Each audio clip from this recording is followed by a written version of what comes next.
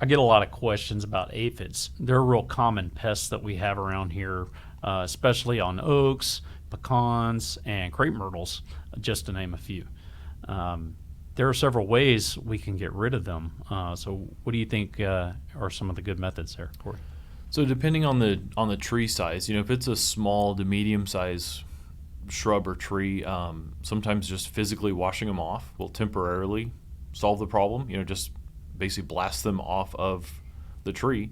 There's some systemic insecticides that we use, that we target the application to where we're not affecting the overall environment, not affecting beneficial insects. It's very targeted to where only the sap feeders on those particular trees will be controlled. Right. It can be difficult to use a stream of water to wash aphids off a large specimen like a oak tree or a pecan tree.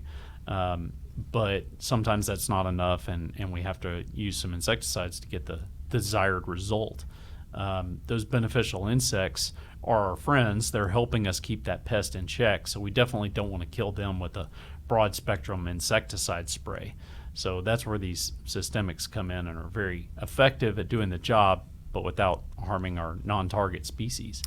Yeah, I don't generally like to do broadcast sprays because it's hard to keep the product on site. You get it on potentially neighbors and windows, and like you said, it's hard to get good coverage at times depending on the size.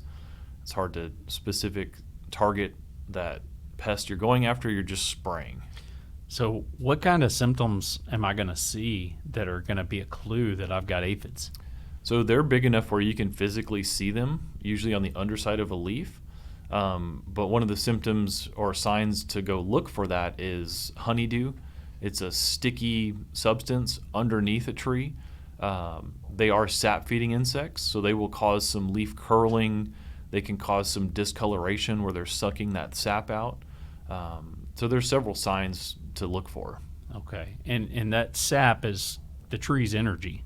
So these guys are parasites. They're just basically siphoning it away from the tree. Yeah, they're definitely decreasing the overall vigor of the tree.